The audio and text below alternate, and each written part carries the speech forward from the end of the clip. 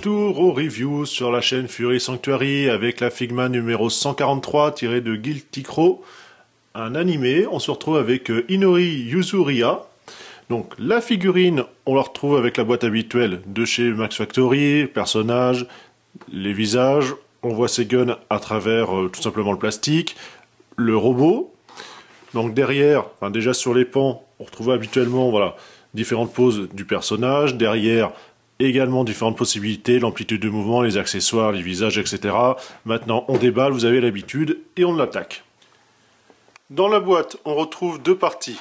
Celles-là, qui sont les pans pour aller tout simplement avec la tenue. On met ça de côté, on verra ça après. Le principal avec tous les accessoires, la figurine. Le robot qui est ici, alors je ne pourrais pas vous dire à quoi il correspond, comment est son nom, enfin à quoi il sert. Étant donné que je n'ai pas suivi l'animé, il ne m'a pas du tout intéressé. On a un petit peu une tête de haro, hein, façon Gundam, mais par contre avec un corps sur roulette. Alors, il peut tourner là-haut, une espèce d'oreille, voilà, on voit les petits yeux. Alors ça par contre les bras ne bougent pas, faire attention parce que c'est quand même assez fragile. Donc rotation ici, les beaux joints qui peuvent être comme ça de descendre, voilà les papates et les roues. Hein.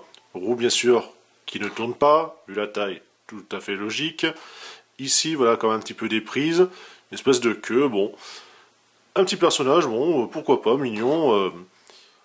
En transparent nous avons l'écharpe qui est ici, vous verrez un petit peu mieux une fois la figurine montée dessus. Bon, le sachet Figma, ici le stand et les autres mains. La petite notice pour voir rapidement, voilà, comment démonter 2-3 choses, les pans que je vous parlais pour aller tout simplement au niveau de la ceinture, pour faire la robe, et les voilà, différentes mains qui sont fournies, les visages. Ça, on s'en fout, on met de côté. La figurine, justement, on va la sortir. Les visages en train de chanter, puisque oui, c'en est une, enfermée, impassible, et on va la dire un peu plus basique.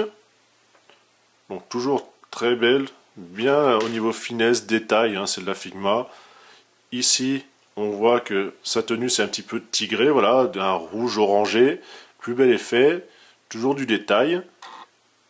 À nouveau ici du dégradé, on tire un petit peu vers un peu plus orangé. Vraiment super figurine. Les chaussures, comme vous pouvez le voir. Les cheveux, plastique souple. Bon, toujours faire attention. Par contre, dès qu'on arrive sur la partie haute, ça devient du dur au niveau des mèches. On voit les petits nœuds, les petites attaches, du ruban. C'est vraiment très très joli. Le démontage, ça c'est habituel. Vous avez juste ici, voilà, ça se sépare. On va pouvoir ensuite changer le visage, comme cela. Les pans, vous avez ici le trou avec le picot. Donc quand même faire attention, on va clipser. C'est bien raide, c'est bien neuf, c'est normal. Voilà, de l'autre côté. Comme cela. Bon, un petit peu souple quand même.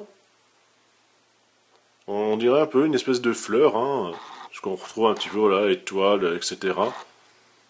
Vraiment du plus bel effet. Niveau mouvement, bon, c'est comme d'habitude, hein, on a ici le beau joint.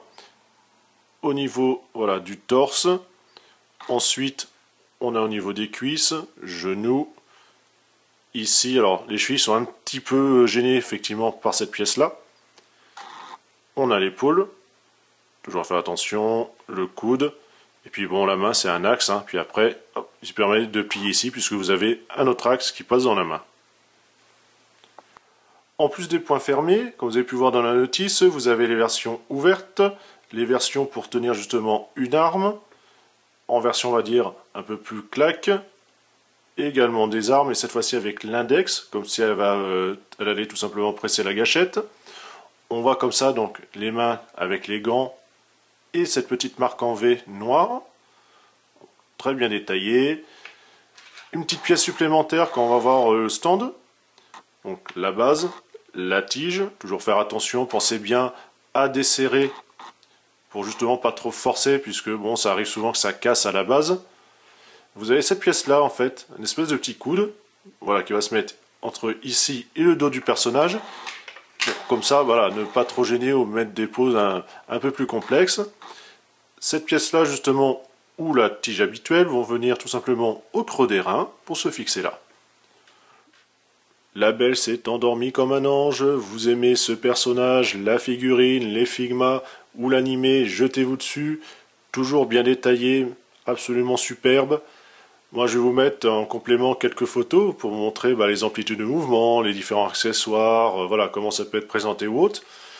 Je rajouterai en même temps que j'ai fait, comme à mon habitude, avec mon petit gabarit, trouver une photo sur internet, j'ai un petit peu modifié, puis comme ça va me servir pour mon stand, pour le un petit peu personnaliser, que ce soit pas juste un truc tout bête et tout transparent. Et on se dit à une prochaine. Allez, salut!